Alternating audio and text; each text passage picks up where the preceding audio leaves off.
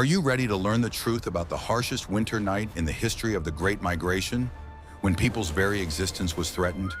The temperature dropped to -20 degrees, turning every breath into a searing ordeal for the lungs, while the icy wind cut to the bone even through the thickest clothing. In that moment of despair, an ordinary woman stayed awake for 3 long nights in a row to prevent the bitter cold from taking her children's lives. The convoy was unyielding and forbade any stops, forcing the exhausted people to march ceaselessly across the frozen hard ground through impenetrable darkness. Imagine the scale of human endurance in conditions where every step could be the last, and hope for salvation melted away along with their strength.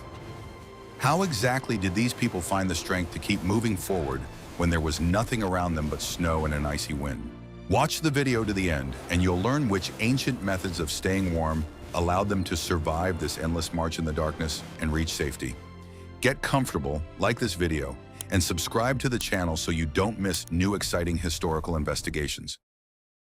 What if I told you that everything you believed about surviving in the cold is wrong?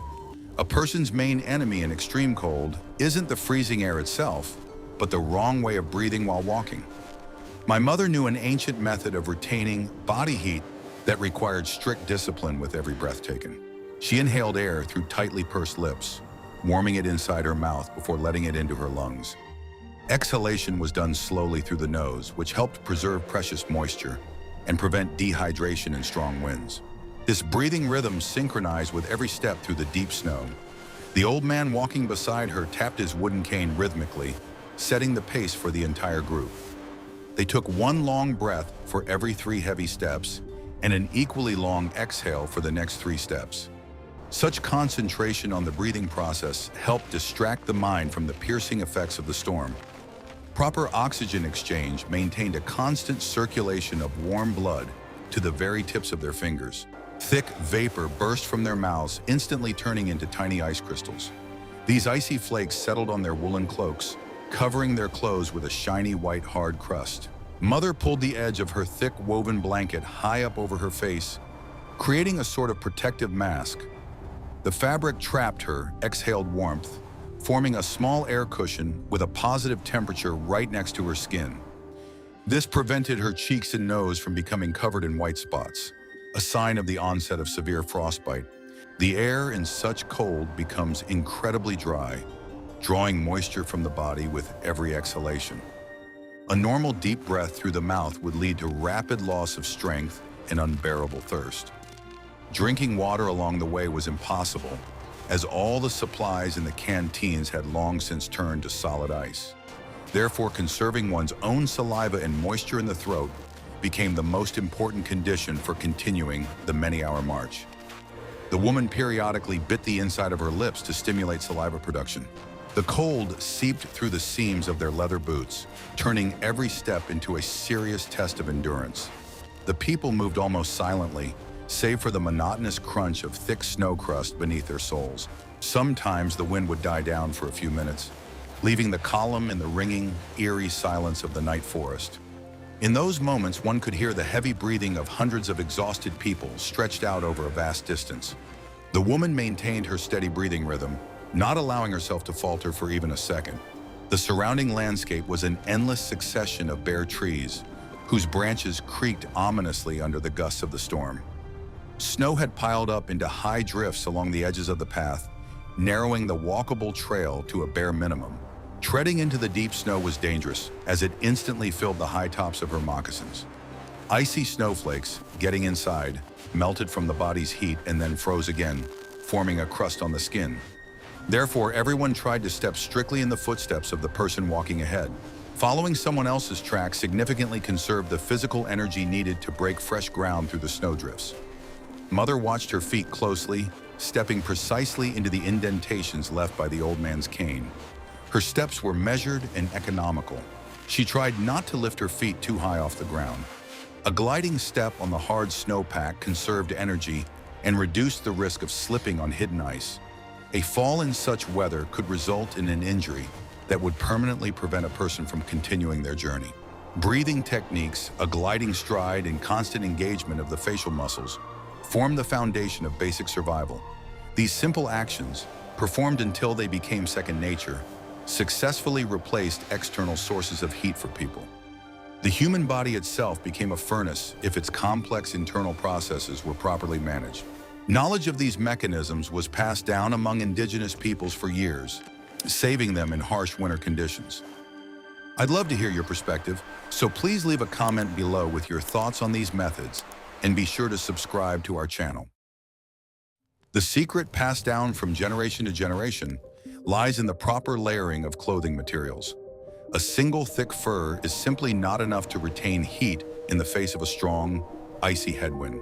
Air is the best insulator, so there must be a small amount of space between the layers of fabric. My mother put on several thin, tight-fitting shirts made of thick cotton. Over them was a deerskin cape, with the fur facing inward for maximum heat retention. The outer layer was a thick woolen blanket, securely wrapped around her body and fastened with a belt. Wool has the unique property of retaining its insulating qualities even when thoroughly soaked by snow. The belt pulled the clothing tightly at the waist, preventing cold air from blowing in from below. This layering created a thermos-like effect, blocking hot air from escaping the body. Moisture passed through the cotton, settling on the inner fibers of the hide, leaving the skin completely dry. The lack of hoods was compensated for by long, wide scarves, tightly wrapped around the neck and face. The head loses a tremendous amount of heat due to the proximity of blood vessels to the skin surface. The old man pulled his cloth headdress down to his eyebrows, leaving only a narrow slit to see the road. His neck was wrapped in several layers, preventing the stinging snow from getting down the shirt collar. Any open gap in the clothing acted like a chimney, instantly sucking out the precious accumulated heat. As she moved, her clothes inevitably shifted, creating vulnerable spots at the bends of her arms and legs. Mother constantly adjusted the edges of her blanket, tucking them deep under her leather belt right on the move. It required some effort with her frozen fingers, but it was vital for maintaining insulation. She hid her hands deep in the folds of her clothing across her chest, clenching her fists tightly. Her fingers warmed each other, retaining just enough flexibility to perform small daily tasks. The layered clothing also provided reliable protection against the harsh blows of branches that often lashed at the edges of the trail. In the darkness, it was practically impossible for a weary traveler to spot a low-hanging pine or oak branch. A thick woolen blanket absorbed the impact, significantly softening the physical blow to her exhausted body. People moved in a tight chain, and a branch bent back by one person could painfully strike the next. Therefore, everyone tried to hold the branches with their hands, smoothly passing them to the person walking behind. The woman had learned to regulate the temperature under her clothes by loosening her leather belt slightly during steep ascents. Climbing the hill required more effort, and her body began to produce excess hot, damp sweat. Loosening the belt allowed the hot air to escape, preventing the lower cotton shirts from getting wet. As soon as the trail leveled out again, she immediately tightened the belt knot back.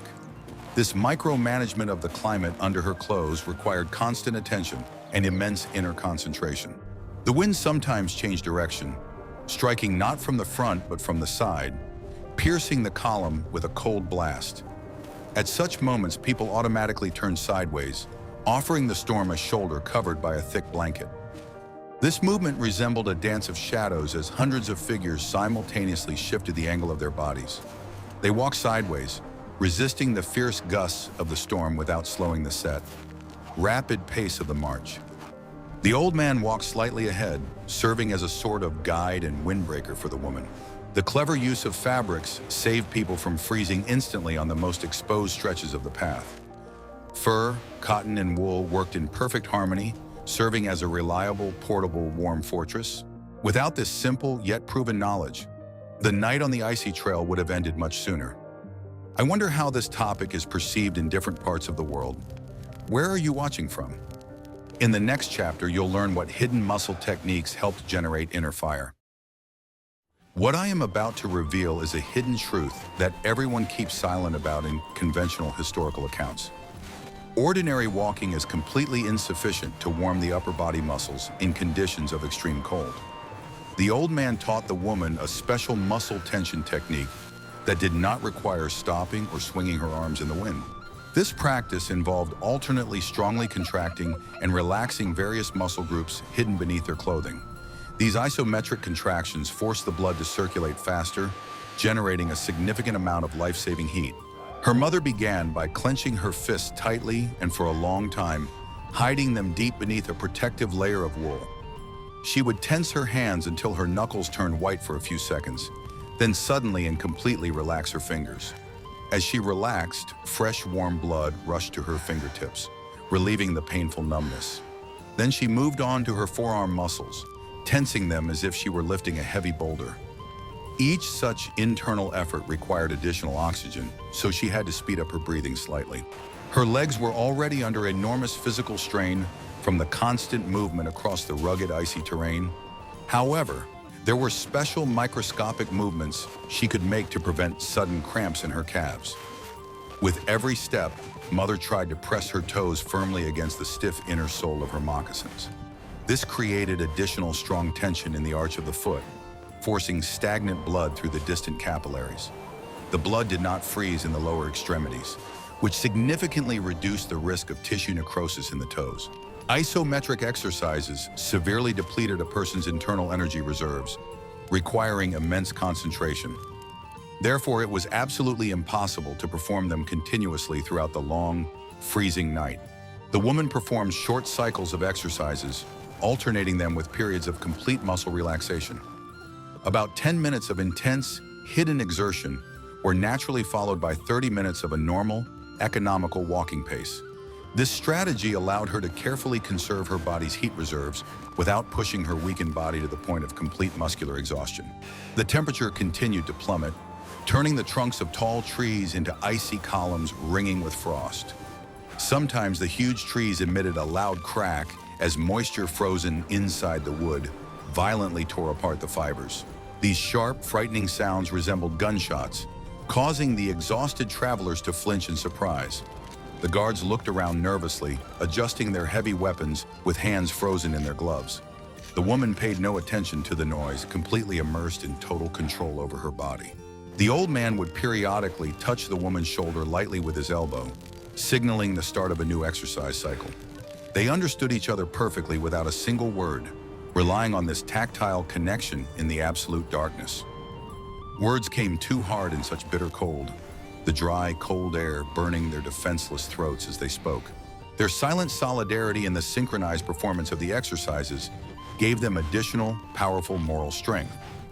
They had turned their movement into a mechanical process, separating their cold, rational minds from the physical suffering of their freezing bodies. The heat generated by intense muscle contraction remained trapped inside their bodies thanks to their thick, layered clothing. If they had stopped even for a minute, that internal fire would have died out incredibly quickly. Therefore, the column's constant movement, despite its undeniable brutality, paradoxically saved their lives. Stopping would have meant a swift and silent surrender to the harsh laws of North American winter. Movement was the only way to force the muscles to continuously generate energy to continue this arduous journey.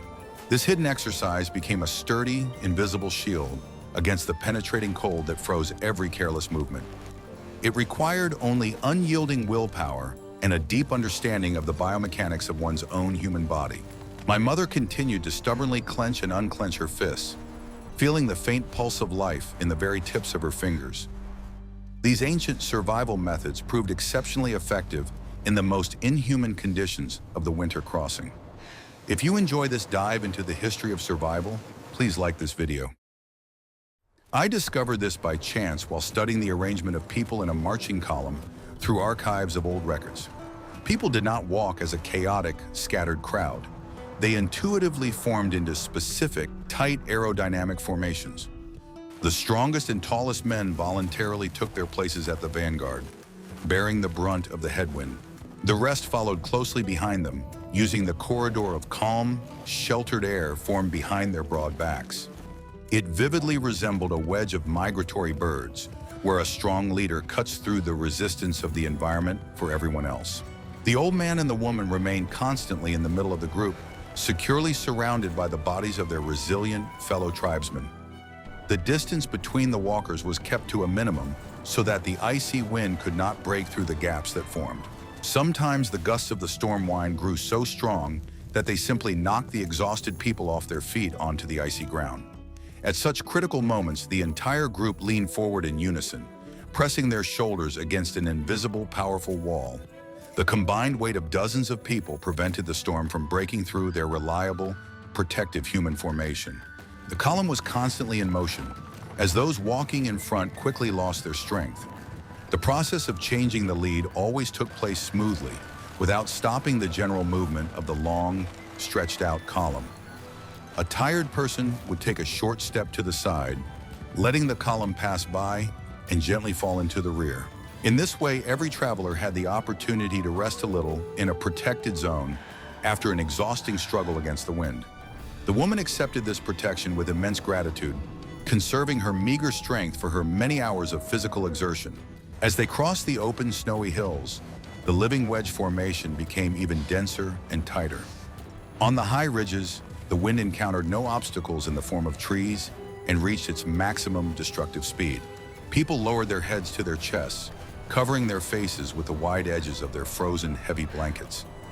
Their steps became much shorter and stiffer so that their feet could grip the incredibly slippery, hard ground more securely. The sound of hundreds of footsteps merged into a single powerful, muffled rumble, drowning out even the loudest howl of the snowstorm. The most resilient people always walked at the edges of the protective wedge, serving as a reliable living windbreak. Their outer clothing quickly became covered with a thick layer of frost, turning them into white, ghostly wandering figures. They periodically volunteered to switch places with those walking in the center to avoid complete, irreversible frostbite. This sincere mutual aid was natural and required no loud commands or orders from the guards. The common, overarching goal of survival united the scattered, exhausted people into a single, coordinated, and very powerful entity. The guards never interfered with the rearrangements within the column as long as the general set pace of the march was strictly maintained. They only shouted loudly and waved their rifles menacingly if someone fell behind or tried to sit down on the side of the road. The threat of physical punishment forced people to keep moving forward, despite their excruciating fatigue and the sharp pain in their legs. The woman never once looked back, fully aware that doing so would immediately disrupt her steady breathing rhythm.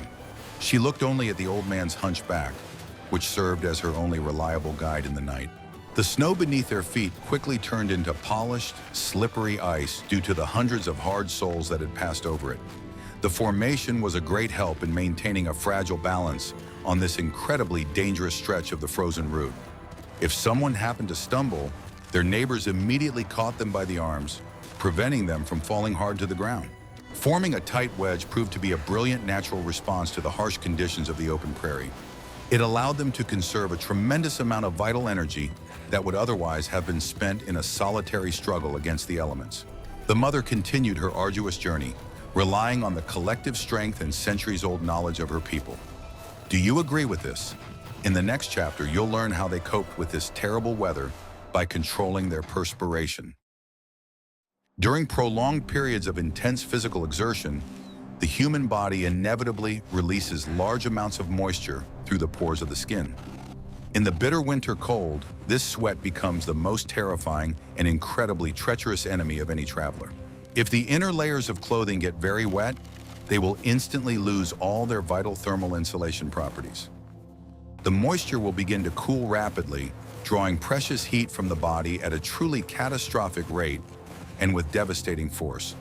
Therefore, the woman strictly monitored her pace, not allowing herself to overheat while moving quickly. She deliberately slowed her movements on steep ascents, taking smaller, more cautious steps. The old man also noticeably slowed his pace, fully understanding the importance of keeping the cotton shirt under his furs absolutely dry. Their breathing became much deeper, but they avoided sudden bursts of exertion that could easily trigger sweating. Controlling body temperature constantly required continuous self-monitoring and listening to one's own internal physical sensations. The slightest sensation of excess internal heat was a clear signal to immediately loosen the belt and allow for light ventilation. The woolen blankets on the outside served as an excellent breathable filter, easily allowing hot body vapors to escape outward. A thin layer of white, sparkling frost from sweat frozen by the wind would very often form on their surface. This icy frost could be easily brushed off with a hand, freeing the clogged pores of the fabric to allow moisture to continue to escape unimpeded. My mother would periodically give her shoulders a sharp tap, knocking the hardened ice crystals that had formed off the surface of her clothes. This simple motion helped keep the outer protective layer in perfect working order throughout the night. The guards, in their incredibly thick uniform overcoats, often suffered from hypothermia precisely because of profuse sweating. Their heavy woolen uniforms did not incorporate a sophisticated system for rapid ventilation during intense horseback riding or walking. When they dismounted to warm up by walking briskly, their backs would get soaked in no time from the exertion. Once back in the saddle, they were exposed to the stormy wind, which instantly chilled the damp fabric of their uniforms. The Indians, however, thanks to their well-thought-out layered system, easily avoided this deadly wet and cold trap. The lack of profuse sweating also greatly helped conserve the body's internal reserves of fresh water in an exhausted state. Replenishing fluid loss on a dark night was completely impossible, as swallowing snow was strictly forbidden by tradition. Eating snow would inevitably lead to a sharp drop in stomach temperature and a massive loss of valuable energy. A woman would only lightly moisten her parched lips with snow when she felt extreme dryness in her mouth while breathing. This microscopic portion of melted moisture allowed her to moisten her throat without harming her overall thermal balance at all. The ability to avoid sweating in extreme cold is one of the least obvious yet most crucial survival skills. Novices very often perish precisely because of excessive activity, which leads to getting wet and subsequent rapid freezing. The knowledge passed down by the wise old man worked flawlessly, saving his companion's life in these terrible conditions. The night had passed its equatorial midpoint, but the trials of endurance were only just beginning to gain serious momentum. Ahead lay the most difficult and dangerous section of the route, across an open, windswept, icy plain. Guess what happened next when the endless road emerged from the forest onto an open, windswept plain? The surface of the narrow trail changed, quickly shifting from loose, deep snow to bumpy, muddy ice as hard as granite. The wind blew freely here, completely sweeping away the snowflakes and mercilessly exposing the slippery, icy rocks. Moving at a normal walking pace became completely impossible. The thin soles instantly lost traction on the hard surface. The woman switched to a very special gliding stride, strongly reminiscent of the movement on primitive hunting skis. She never lifted her feet off the ground, but moved them forward very smoothly across the bumpy, icy crust. This allowed her to constantly and continuously feel the road's surface and react in time to hidden bumps and potholes. Her center of gravity was deliberately shifted slightly forward and downward to maximize her overall body stability. Her knees remained slightly bent, functioning perfectly as natural shock absorbers during occasional but frequent slips. The old man moved in exactly the same way. His leather moccasins rustled very quietly across the frozen, smooth surface. The gliding stride required the active engagement of other muscle groups, quite different from those used in normal walking. The main heavy load now fell entirely on the hips and back muscles to maintain a firm balance. The woman felt a rapidly growing fatigue in her legs, but gave no sign of it and stubbornly continued to glide. Stopping on the smooth ice was akin to death, as the cold from the frozen ground rose up through her legs instantly. Her movement had to be strictly continuous, very smooth, and as energy efficient as possible in these terrible conditions. Sometimes on the dark path, there were very deep frozen puddles, treacherously hidden by a thin layer of dusting snow. Stepping heavily into such a deep puddle, one could very easily twist an ankle or break a leg bone. The old man walking ahead carefully probed the path with his cane, making quiet warning sounds at the slightest sign of danger. Hearing the sharp clatter of wood against smooth ice, the woman very smoothly adjusted the trajectory of her cautious glide. This reliable early warning system allowed them to avoid a vast number of potentially dangerous injuries on the plain. The wind in the open, treeless terrain not only stung their faces, but also literally pushed them backward. They had to lean forward even more, creating a narrow aerodynamic profile to successfully overcome the air resistance. The heavy blankets flapped in the wind, making sharp sounds very similar to shots fired from taut sails. Mother gripped the edges of her cloak even tighter, not letting the squall-like gusts of wind tear away her protection. She had become a single mass of willpower, focused solely on taking the next safe step. This long stretch of the journey became a true, harsh test of the durability of their traditional soft leather shoes. The sharp, icy edges of the frozen stones severely scratched the leather, but the thick sinew seams held the structure securely together. The moccasins undeniably proved their complete superiority over the colonists' heavy footwear in these specific prairie conditions. The woman was immensely grateful to her distant ancestors for creating such simple yet incredibly functional footwear. Without it, this slippery, agonizing nighttime trek would have quickly turned into a bloody and utterly insurmountable journey. The plane receded very slowly, reluctantly giving way to small hills covered with sparse shrubbery. The gliding stride was again replaced by a more cautious gait through loose, much deeper, and sticky snow. The change in rhythm immediately demanded a rapid readjustment of muscle function and a shift in the usual depth of inhalation and exhalation. Could you maintain such a rhythm for 10 hours without stopping? In the next chapter, you will learn how inner concentration helped block pain signals from freezing limbs. When the physical resources of an exhausted body are running out, psychological attitude begins to play the leading role. Severe cold constantly sends distress signals of acute pain from the peripheral nerve endings to the human brain. If one focuses entirely on this pain, panic will very quickly consume the last remnants of rational human thought. The woman successfully used an ancient technique of mental detachment to mentally separate her consciousness from her suffering physical body. She imagined herself as merely an impartial observer, watching the grueling process of walking from the sidelines, completely devoid of emotion. This internal technique allowed her to effectively ignore the aching in her joints and the intense burning in her freezing toes. The pain didn't disappear, but it became a monotonous background noise that required no immediate response. Her mind focused strictly on performing only simple, constantly repeating actions. A long inhale, exhale, step, muscle tension. This routine saved her from the creeping despair, transforming the endless torture into a set of manageable and understandable mechanical tasks. The old man walked ahead with his eyes tightly closed, completely immersed in his deep, silent inner world. The guards fought sleep in a completely different way. They constantly drank strong black coffee from flasks and smoked a lot of tobacco. The prisoners had absolutely no stimulants whatsoever, except for their own unyielding iron will to continue living. The old man occasionally emitted a very low, deep guttural sound that resonated strongly in the chest and invigorated. These hidden sound vibrations traveled through the dense column, reminding the desperate people that they were still alive. The sound served as a strong, invisible thread, reliably binding the slipping consciousness of hundreds of exhausted souls walking in the darkness.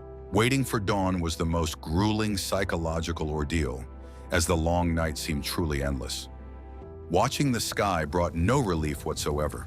It remained a dense black veil without a single bright star. Therefore, people tried not to think about the future at all, narrowing their planning horizon to a single step. Taking one short step is always possible, even when it seems that the last of one's strength has completely left the numb body. It was precisely from these thousands of tiny victories over themselves that their long path to salvation gradually took shape. Psychological endurance was trained from early childhood through the harsh traditional trials and rituals of the indigenous peoples. The ability to endure pain and suffer deprivation in silence was always considered the highest virtue and a sign of a strong human character. The woman did not utter a single sound of complaint, maintaining her proud dignity in the face of the merciless winter elements. Her silence spoke louder than any words, vividly demonstrating her unwavering determination to protect her family at any cost. This powerful inner strength was invisibly transmitted to those around her, instilling in them the confidence to survive this dreadful night. In absolute darkness, the mind often plays cruel tricks, creating realistic optical illusions from the shadows of trees. People exhausted by the cold could clearly see the silhouettes of warm houses or figures of people where there were none at all. The woman strictly controlled her thoughts, banishing these dangerous mirages that promised completely false hope of long-awaited rest. She fixed her weary gaze on a very real object, the thick gray blanket on the old man's back. This firm anchor to harsh physical reality reliably saved her mind from sinking into the fatal hallucinations of a freezing person. Overcoming acute pain became the fundamental basis of their survival, upon which absolutely all other defensive techniques were built. Without iron self-control and willpower, neither proper breathing nor layered clothing would have been able to save their lives at all. The warrior's mindset, applied under the brutal conditions of a forced march, transformed weak victims into invincible fighters against the elements. The night was drawing to a close very slowly but surely, having completely exhausted the vast reserves of its icy fury. Ahead of them lay entirely new trials of the icy dawn, demanding the mobilization of their very last hidden inner reserves. Footwear was the most important and critical piece of equipment upon which survival during a winter trek directly depended. Losing one's footwear or suffering serious damage to it meant immediate and fatal severe frostbite of the traveler's lower limbs. Traditional moccasins made of very thick deer hide proved their incredible durability in the harsh conditions of severe frost. They fit the foot snugly like a second skin, leaving absolutely no extra empty space for the deadly cold air. The leather was very carefully treated with animal fat, which gave it excellent water repellent and windproof properties. Unlike the stiff and uncomfortable boots of the colonists, the moccasins did not cause painful blisters during long, monotonous walks. The complete absence of a stiff heel and a hard, inflexible sole allowed the foot to move in a physiologically correct and very natural way. The calf muscles were actively and constantly engaged with every step, which promoted a constant, abundant flow of fresh, warm blood. The old man deliberately tightened the laces at the ankles very tightly so that the shoes fit as snugly and securely as possible. This reliably prevented snow from getting inside, even during prolonged movement through deep and very loose snowdrifts. With prolonged contact with snow and ice, the thin leather of the moccasins inevitably became stiffer in the severe cold.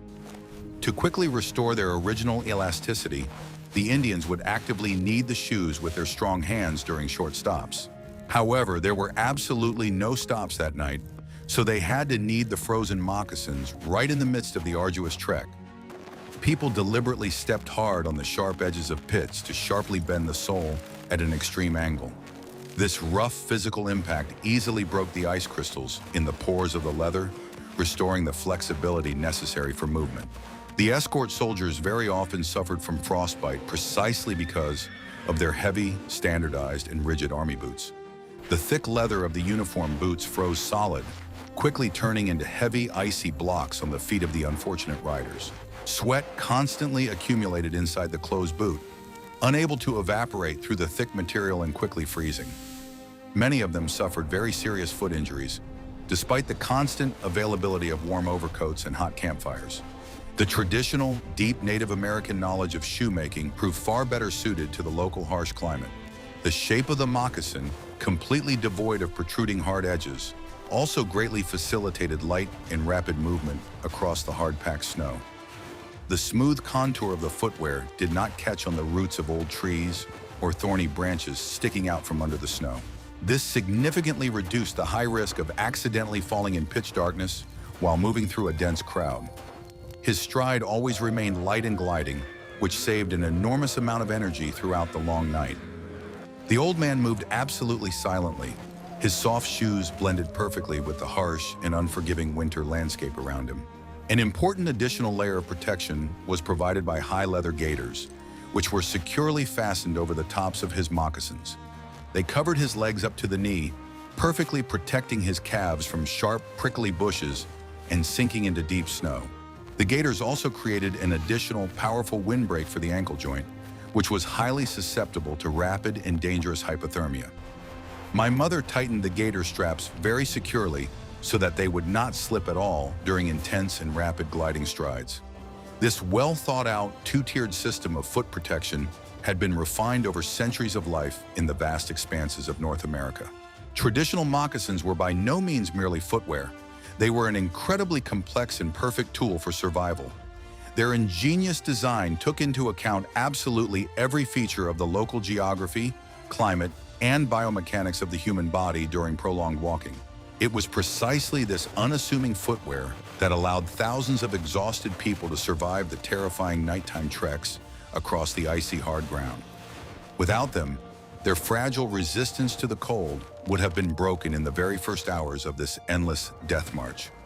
Their feet stubbornly continued to carry their exhausted bodies forward, toward the pale and bitterly cold, pre-dawn glow on the horizon. The movement of the long column in absolute darkness presented an extremely difficult coordination challenge for all participants in the march. Escorts with bright lanterns were positioned only at the very front and rear of the enormous procession, which stretched for many miles.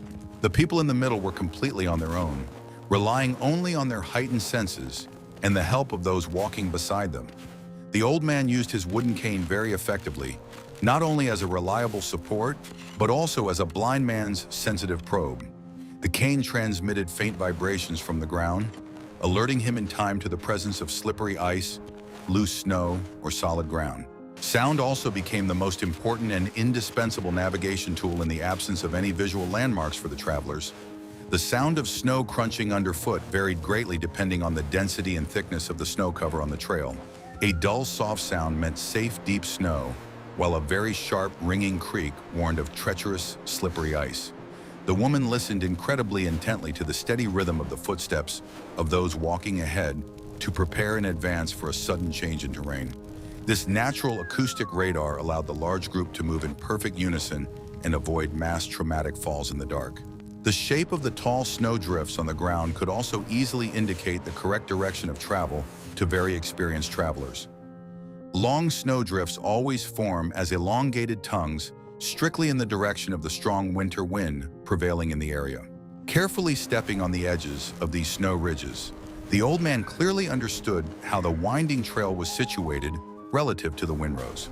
This deep knowledge of the environment allowed indigenous peoples to navigate perfectly where colonizers immediately lost their way.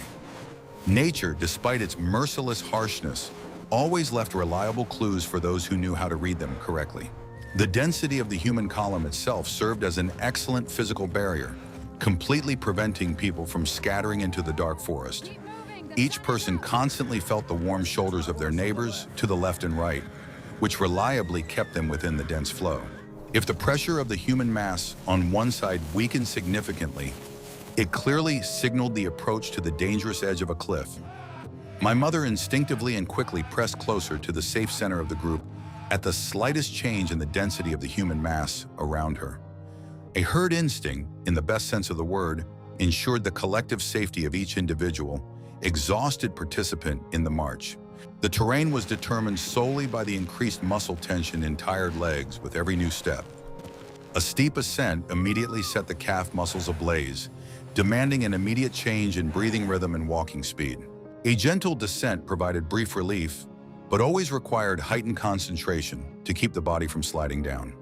The woman clearly memorized these changes in elevation, forming a detailed, invisible, tactile map of the night's route in her mind. This mental map was excellent for predicting further changes in the terrain based on recurring natural landscape patterns. Sometimes a dim, pale moonlight broke through the thick clouds, illuminating the winding path for a few brief seconds. In these rare moments, the black and white world suddenly took on a frightening three-dimensionality, impressing with its distorted, dancing, frosty shadows. People tried to make the most of these brief flashes of light to visually assess the condition of the trail far ahead of them. But the light vanished very quickly, leaving behind only an even thicker, oppressive, and impenetrable, blinding darkness. Their eyes had to painfully readjust to the lack of light, which often caused brief spatial disorientation in many. The ability to move successfully in the dark relied entirely on absolute trust in one's heightened instincts and the experience of one's ancestors. Rational, logical thinking was completely rendered useless in the pitch-black darkness, giving way to ancient survival instincts in the wild. The old man confidently led the woman along, as if he were strolling leisurely down a well-lit street he had known since childhood. His intuition completely replaced his vision, allowing him to easily avoid deep pits hidden beneath the ice and trees toppled by the wind. This primal, mystical connection with the surrounding world became the key to successfully navigating the darkest stretch. The column stubbornly continued its arduous journey, guided by unseen forces and the centuries-old knowledge of the indigenous peoples of North America. The The darkness began to recede little by little, reluctantly giving way to the pale gray hues of the cold and very bleak winter morning sky. The longest and most terrifying night of this forced migration was finally drawing to its logical and long-awaited conclusion. The appearance of the first rays of the sun on the horizon did not bring the expected physical warmth to the people exhausted by the long journey. On the contrary, these pre-dawn hours are always characterized by the sharpest and most dangerous drop in air temperature during the winter season. However, the psychological and moral effect of the transition from pitch darkness to light was simply colossal and incredibly uplifting. The gray light allowed the people to clearly see, for the first time in many hours, the emaciated faces of those walking beside them. The woman looked at the old man's back, thickly covered with a dense layer of white frost, and felt an immense sense of relief. The outlines of the trees became clear, and the path finally took on visible boundaries, which greatly simplified the process of moving forward. The need to constantly strain their hearing and sense of touch to navigate was gone, saving their precious remaining physical strength. Their steps grew more confident. They were now able to choose where to place their feet on the icy forest path. The mother loosened her firm grip on the old man's belt slightly, allowing herself to walk more independently and breathe freely. The fear of slipping into an invisible puddle vanished completely, giving way to a dull but quite bearable ache in her exhausted muscles. The wind died down a little as the pale sun rose, ceasing to mercilessly torment the column with its fierce and piercing gusts. Snow dust quickly settled on the frozen ground, revealing a view of the endless expanses of snow-covered prairies surrounding the route. The escort soldiers, also visibly relaxed, began to chat lazily among themselves and significantly loosened their formation around the prisoners. The tension of the night's vigilance subsided, giving way to a heavy morning lethargy and the desire to set up a warm temporary camp as soon as possible. The column continued to move slowly by inertia, driven now only by the hope of a swift and much-needed rest. Daylight fully exposed the full severity and cruelty of the conditions under which this forced, exhausting winter march was taking place. Many of the exhausted people in the column looked like living shadows. Their gray faces were gaunt and covered with deep wrinkles, but they stubbornly kept walking, moving their frozen legs with the mechanical persistence of machines, completely devoid of the ability to feel pain. The willpower of these people was truly astonishing, proving that the human spirit is capable of withstanding utterly unimaginable physical strain. The history of this resettlement became a chapter of great sorrow, but at the same time a shining example of the incredible resilience of indigenous peoples. When the sun rose a little higher, its pale rays finally began to faintly warm the frozen backs and shoulders of the people walking. This warmth was microscopic, but it offered immense hope that the most terrifying stage of the journey was behind them. The woman allowed herself to take a deep breath of the sparkling, frosty air into her lungs, no longer warming it in her mouth. The danger of instantaneous hypothermia of the lungs had passed along with the retreat of the night's peak sub-zero temperatures of the hostile environment. Her breathing became more even and completely natural, which immediately improved the overall well-being of her exhausted body. The escort loudly gave the order for the long-awaited stop when the column reached a deep, wind-sheltered hollow by the river. People began to lower themselves very slowly onto the snow, using their thick blankets as mats to rest their exhausted legs. The old man and the woman sat down silently side by side, pressing their backs tightly together to share what little warmth remained. It was their very first stop in the last 12 hours of continuous, exhausting movement across the hard, frozen ground. Their bodies immediately went into recovery mode, crying out for sleep, water, and replenishment of the enormous amount of thermal energy they had expended. The sun shone brightly on the camp, filled with people resting after having survived this brutal battle against the icy elements. Their journey was still far from over, but the crucial psychological victory over the fear of freezing had been won. The mother calmly closed her eyes, allowing herself a short nap for the first time in a long while without fear of not waking up. The knowledge of their ancestors had brilliantly done its job, ensuring the survival of the clan under the most catastrophic and hopeless historical conditions. They continued their arduous journey westward, carrying with them this invisible yet indestructible inner mental armor. We have examined only a small fraction of the amazing survival techniques that helped indigenous peoples endure this arduous transition. Their incredible resilience, ability to conserve heat, and psychological discipline command immense respect for the wisdom of ancient traditions. The human body harbors immense reserves that are only unleashed in the face of a deadly external threat. Tell us in the comments, what other ancient survival methods in extreme conditions would you like to hear about? Suggest topics for future videos you'd like to see, and be sure to subscribe to our channel.